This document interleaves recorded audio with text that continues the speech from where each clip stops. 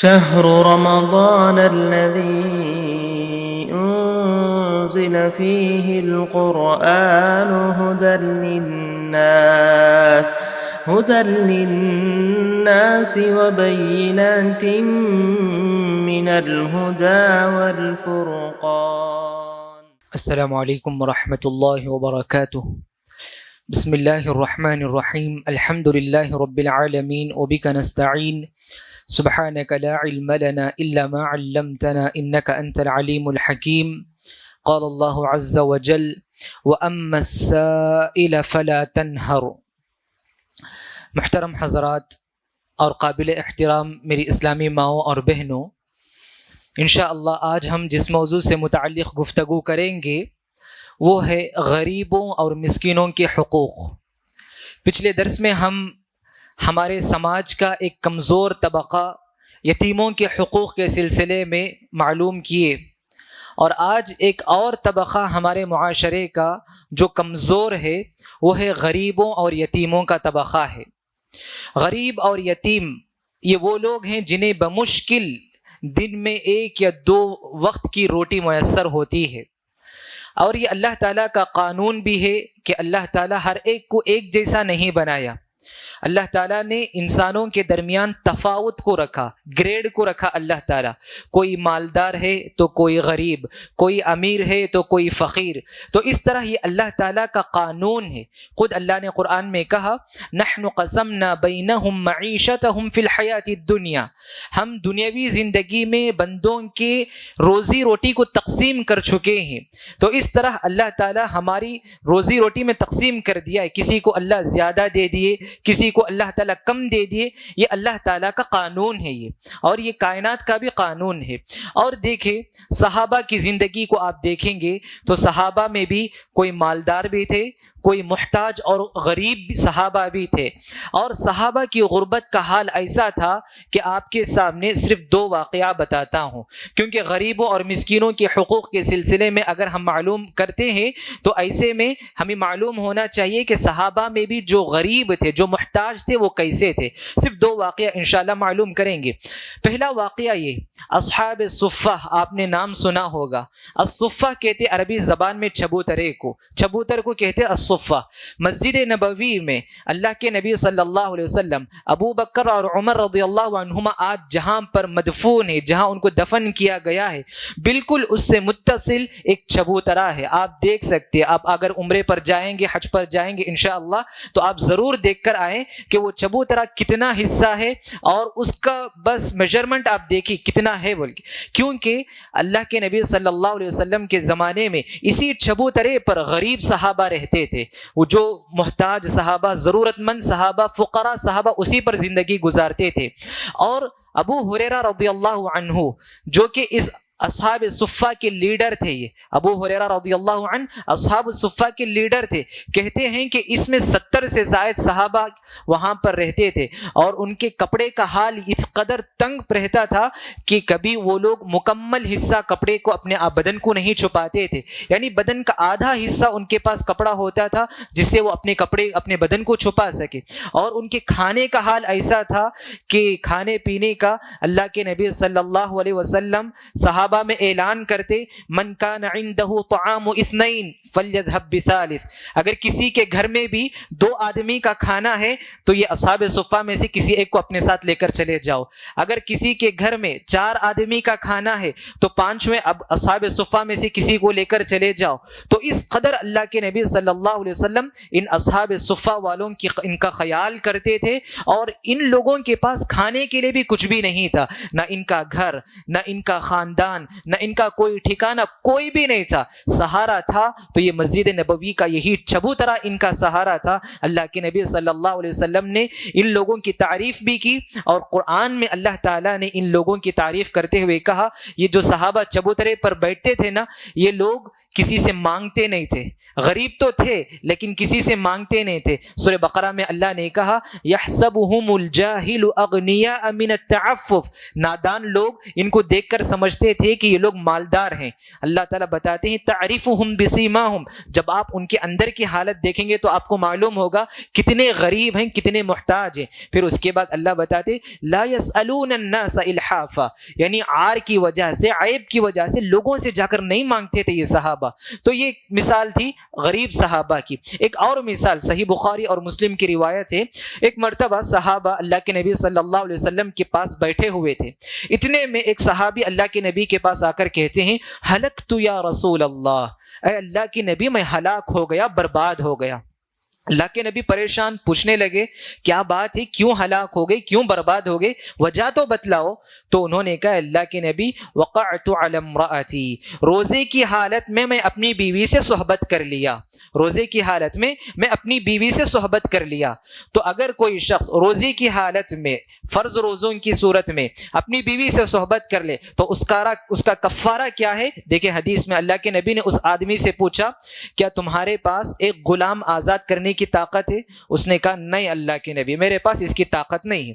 پھر اللہ کے نبی نے دوسرا آپشن کہا کیا تم 60 روزے مسلسل رکھ سکتے ہو؟ 60 روزے مسلسل رکھنا ہے. مطلب یہ کہ مسلسل کا مطلب اگر آپ 50 پر 8 روزے رکھ دیے، ایک روزہ بھی چھوڑ گیا تو پھر اس کے بعد 60، پھر 1 سے 60 کنٹینیو کرنا ہے آپ کو، اس کا کفارہ.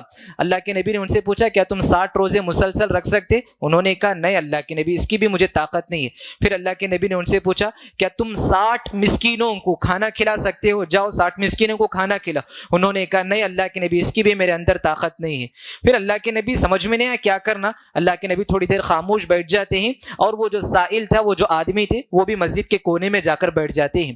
اتنے میں اللہ کے نبی صلی اللہ علیہ وسلم کے پاس ایک کھجور کا خوشہ آتا ہے، کھجور کا گچھا ایک صحابی لا کر دیتے ہیں. اللہ کے نبی پوچھتے این السائل، کہاں ہے وہ آدمی جو ابھی سوال کر کے گیا تھا؟ وہ آدمی کہتے ہیں ہاں اللہ کے نبی میں حاضر ہوں. وہ اللہ کے نبی اس سے کہتے ہیں جاؤ اس کو جا کر غریبوں میں تقسیم کر دو. دیکھیں اس صحابی کا جملہ سنیں، اس صحابی نے کہا اعلی افقر منی یا رسول اللہ، اے اللہ کے نبی پورے مدینے میں مجھ سے بھی زیادہ کوئی غریب آدمی ہے کیا اللہ کے نبی؟ مجھ سے بھی زیادہ کوئی محتاج آدمی ہے کیا اللہ کے نبی؟ اللہ کے نبی مسکرا دیتے ہیں، مسکرا کر کہتے ہیں اطعمہ اہلک، جاؤ تم اپنے گھر والوں میں جا کے اس کو کھجور کو کھلا دو. دیکھو سبحان اللہ، صحابہ اور اتنی غربت کا حال کہ خود کھانے کے لیے کوئی بھی نہیں تھا. مدینے کے سب سے بڑے غریب تھے، وہ اللہ کے نبی کے پاس اس مسئلے کو لے کر آتے ہیں. تو اللہ کے نبی کے زمانے میں بھی غریب صحابہ، محتاج صحابہ، فقراء صحابہ تھے، لیکن مانگتے نہیں تھے کسی کے پاس، وہ اپنی عزت کا خیال رکھتے تھے. چلے دوستوں معلوم کریں گے کہ غریبوں اور مسکینوں کا کیا حقوق ہے. غریبوں اور مسکینوں کے حقوق میں سب سے پہلا حق ہے کہ کبھی بھی غریبوں کو، مسکینوں کو جھڑکنا نہیں چاہیے، کبھی انہیں برا بھلا نہیں کہنا چاہیے. اللہ تعالیٰ نے اپنے پیارے حبیب صلی اللہ علیہ وسلم کو خصوصی طور پر کہا وَأَمَّا السَّائِلَ فَلَا تَنْهَرْ، مانگنے والے کو کبھی مت جھڑکا کرو، کبھی بھی نہ مت بولو، کبھی جھڑکو مت. ہے دے دو، آپ نہیں ہے اچھے انداز میں بول کر غریب کو، فقیر کو آپ بھیج دیا کرو. اسی لیے اللہ کے نبی صلی اللہ علیہ وسلم عائشہ رضی اللہ عنہا کو نصیحت کرتے ہیں لا ترد المسکین ولو بشق تمرہ، کہ کوئی بھی مسکین آپ کے پاس آئے اس کو خالی ہاتھ نہیں لوٹانا، گرچہ ایک کھجور ہی کیوں نہ صحیح، ایک کھجور ہی کیوں نہ صحیح اس کے پاس دے کر بھیج دو. اس طرح اللہ کے نبی غریبوں کا، یتیموں کا خیال کرتے تھے، ان کی ضرورت کا خیال کرتے تھے. یہی وجہ ہے ایک مرتبہ اللہ کے نبی گھر میں نہیں تھے، عائشہ رضی اللہ عنہا کے پاس ایک مسکین عورت، ایک غریب عورت اپنے 2 چھوٹے چھوٹے بچے کو لے کر آتی ہے. عائشہ رضی اللہ عنہا کے پاس تھا تو ایک کھجور، تو وہ ایک کھجور اس غریب عورت کو دے دیتے ہیں. تو وہ خاتون، وہ مسکین خاتون اس کھجور کو 2 حصہ، 2 ٹکڑے میں کر کے اپنے 2 بچے کو وہ کھلا دیتی ہے. یہ پورا منظر عائشہ رضی اللہ عنہا دیکھتی ہیں. اللہ کے نبی آنے کے بعد یہ پورا واقعہ بتاتے ہیں تو اللہ کے نبی صلی اللہ علیہ وسلم نے کہا یہی بچے اس مسکین عورت کے لیے جہنم میں جانے سے بچانے کا ذریعہ بن سکتے ہیں. تو دیکھو عائشہ رضی اللہ عنہا کے پاس ایک مسکین عورت آئی، ضرورت مند آئی، کیا دے کر بھیجتے ہیں؟ ایک کھجور تھا تو ایک کھجور دے کر بھیج دیے. تو اس طرح صحابہ، اللہ کے نبی صلی اللہ علیہ وسلم صحابہ کو غریبوں کا، مسکینوں کا خیال رکھنے کا حکم دیتے تھے. اور اسی طرح سے غریبوں کے حقوق میں سے دوسرا حق ہے غریب، فقراء، مساکین، یہ ہماری زکوٰۃ، ہمارے صدقہ و خیرات، ہمارے عطیات کے مستحق ہیں. اسی لیے اللہ تعالیٰ نے جہاں پر زکوٰۃ کے 8 مصارف وظائف کو بیان کیا. زکوٰۃ کے مستحق کون کون لوگ ہیں؟ اللہ نے کہا انما الصدقات للفقراء والمساکین. سب سے پہلے کس کا ذکر کیا نام؟ فقراء. اس کے بعد ذکر کیا مساکین. اب آپ پوچھیں گے فقراء کسے کہتے، مساکین کسے کہتے، فقیر کسے کہتے، مسکین کسے کہتے؟ ذرا غور سے سننا.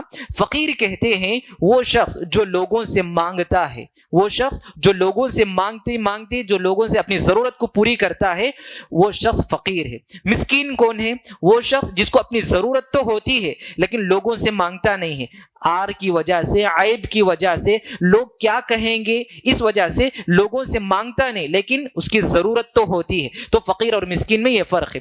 تو ہمیں چاہیے کہ معاشرے میں، ہمارے سماج میں جو بھی غریب ہیں، خصوصاً مسکین لوگوں کو ڈھونڈ کر ہمیں اپنے زکوٰۃ کو، اپنے صدقہ و خیرات کو دینا چاہیے.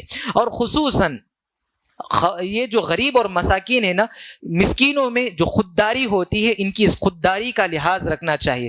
اور خاص کر غریبوں میں دینے کی جب بات آتی ہے، کوئی بھی عطیات یا کوئی بھی چیز، تو اس کو ہمیں ان کے ہاتھ تک پہنچانا چاہیے. نہیں پہنچا سکتے تو آج کل الحمدللہ ہمارے پاس فوڈ بینک موجود ہے، جہاں پر آپ کیا کر سکتے، اپنے زائد جو بھی چیزیں ہیں جا کر رکھ دے سکتے. وہ لوگ اپنی ضرورت والے لے کر جا سکتے ہیں. یہ سسٹم جو ہمارے پاس ہماری بستی میں بھی موجود ہے، الحمدللہ اس سسٹم کو مزید اور بڑھانے کی ضرورت ہے.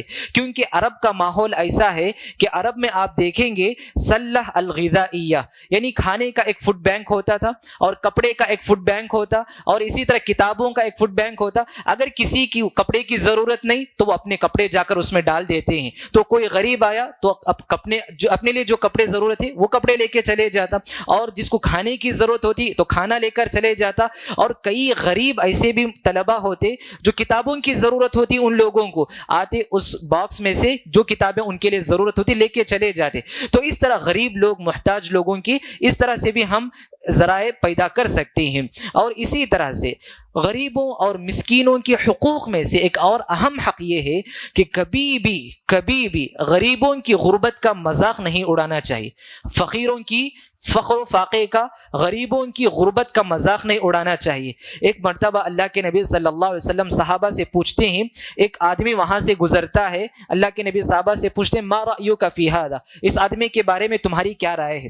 صحابہ کہتے ہیں رجل من اشراف الناس، یہ تو بڑا آدمی ہے معاشرے کا، اگر یہ کسی عورت کو لڑکی کا پیغام دے نکاح کا تو اسے قبول کر لیں گے، کسی کے بارے میں سفارش کرے تو لوگ اس کی سفارش کو قبول کریں گے. پھر اس کے بعد ایک اور آدمی جاتا ہے، اللہ کے نبی پوچھتے کہ اس آدمی کے بارے میں تمہارا کیا خیال ہے؟ صحابہ کہتے ہیں اللہ کے نبی یہ تو معاشرے کا بہت ہی کمزور آدمی ہے، اب یہ کسی کو نکاح کا پیغام دے گا تو کوئی اس کو نکاح کرنے کے لیے تیار نہیں ہوگا، اور یہ کسی کی سفارش بھی کرے گا تو کوئی اس کی سفارش قبول نہیں کرے گا. لیکن اللہ کے نبی صلی اللہ علیہ وسلم نے اس غریب آدمی کی طرف اشارہ کرتے ہوئے کہا ھذا خیر من ملء الارض مثل ھذا، یہ زمین والوں میں جتنے لوگ ہیں ان سب سے بہتر آدمی یہی آدمی ہے. کیوں جانتے آپ؟ غریب آدمی ہو سکتا، ظاہر میں غریب ہو سکتا ہے، لیکن اس کا باطن، اس کا اندرونی حصہ اللہ بہتر جانتا ہے. اس کی تنہائی میں اس کی عبادتیں اللہ بہتر جانتا ہے. اللہ کے پاس اگر کسی کا مقام ہے تو جس کے اندر تقوی ہے اسی کا اللہ کے اندر مقام ہے. ان اکرمکم عند اللہ اتقاکم، اللہ کے پاس اگر کسی کا مقام ہے تو تم میں سے جو تقوی کا اعتبار سے جو اچھا ہوگا اسی کا مقام ہوگا. اسی لیے کبھی بھی غریبوں کی غربت کا مذاق نہیں اڑانا چاہیے، اور ان لوگوں کو دیکھ کر ہمیں اپنی حالت پر اللہ کا شکر ادا کرنا ہے. خودداری سے بچنے کے لیے یہ اللہ کی، اب جو ہمارے معاشرے میں غریب ہیں، مساکین ہیں، اس کو مکمل طور پر تو ختم نہیں کر سکتے ہم، کم از کم کیسے ختم کر سکتے ہیں؟ اسی لیے اللہ کے نبی صلی اللہ علیہ وسلم نے کہا کہ اللہ غریبوں میں احساس دلائے. کیسے؟ لَأَن يَأْخُذَ أَحَدُكُمْ حَبَلَهُ، کہ تم میں سے کوئی آدمی ایک رسی کو لے لے یا کوئی گھچا لے لے لکڑی کا، اور وہ لے کر اپنی پیٹھ پر لاد کر لوگوں میں جا کر اس کو بیچ کر کما سکتا ہے، یعنی عزت کی زندگی گزار سکتا ہے مانگنے کے بجائے. ہاں، اللہ کے نبی نے یہ بھی کہا جو لوگ مانگتے ہیں، مانگنے کی جن کو عادت ہوتی ہے، اللہ کے نبی نے کہا قیامت کے دن وہ اس حال میں آئے گا لیس فی وجہہ مضعۃ لحم، اس کے چہرے میں کوئی گوشت کا ٹکڑا ہی نہیں ہوگا. مانگنے والے کے بارے میں، ضرورت سے زیادہ مانگنے والے کے سلسلے میں آج ہمارے پاس کیا ہے؟ ایسے مانگنے والے ہیں کہ وہ اپنا بزنس بنا لیے ہیں مانگنے کو. تو ان لوگوں کو نہ دیں آپ، جو لوگ حقیقت میں ضرورت مند ہیں، آپ وہ مستحق ہیں، آپ ان کو ضرور دیا کریں. اسی لیے اللہ کے نبی صلی اللہ علیہ وسلم فقر و فاقے سے پناہ مانگتے تھے، مشہور دعا ہے، اس دعا کو آپ یاد کریں، اللہم انی اعوذ بک من الفقر، اے اللہ میں تجھ سے پناہ مانگتا ہوں فقر و فاقے سے، غریبی سے پناہ مانگتا ہوں، کیونکہ اللہ تعالیٰ کبھی ہمارے لیے وہ دن نہ لائے جو اس طرح کی غربت کے دن ہو۔ اور اسی طرح تیسرا اور آخری پیغام ہے کہ جب بھی ہم کہیں فٹ پاتھ پہ یا گلی میں کسی غریب کو دیکھتے ہیں، مسکین کو دیکھتے ہیں، تو اللہ کا شکر ادا کریں، اللہ کا شکر ادا کریں۔ اللہ کے نبی نے پیاری دعا سکھلائی، الحمدللہ الذی عافانی مما ابتلاک بہ وفضلنی علی کثیر ممن خلق تفضیلا، تمام تعریف اس اللہ کے لیے ہے جس نے سامنے والے کو جو مصیبت میں مبتلا کیا ہے اس مصیبت سے مجھے محفوظ رکھا ہے۔ کتنی اچھی دعا ہے، اس دعا کو ہم میں سے ہر ایک کو یاد کرنے کی ضرورت ہے۔ پچھلے دروس میں ہم قرآنی بہت ساری دعائیں یاد کیے تھے، اور آج کے درس میں آج آپ اس دعا کو یاد کریں کہ کسی غریب کو دیکھے آپ، کسی کمزور کو دیکھے آپ، یہ دعا پڑھ کر آپ اللہ تعالیٰ کا شکر ادا کریں، کیونکہ یہ احساس نعمت بہت بڑی نعمت ہے۔ نعمت کا اگر مجھے اور آپ کو احساس ہو گیا تو یہ بہت بڑی نعمت ہے اللہ تعالیٰ کی۔ ضرورت اس بات کی ہے کہ ہم یہ جو معاشرے میں یہ جو غریب مساکین ہیں، ان کے یہ جو حقوق ہیں ان کو ادا کرنے کی ہم کوشش کریں۔ دعا ہے اللہ رب العالمین سے، اللہ رب العالمین مجھ کہنے والے کو، آپ تمام سننے والوں کو ان غریبوں اور مساکین کے حقوق کو ادا کرنے کی توفیق عطا فرمائے، آمین۔ وصلی اللہ علی نبینا محمد وعلی آلہ وصحبہ اجمعین۔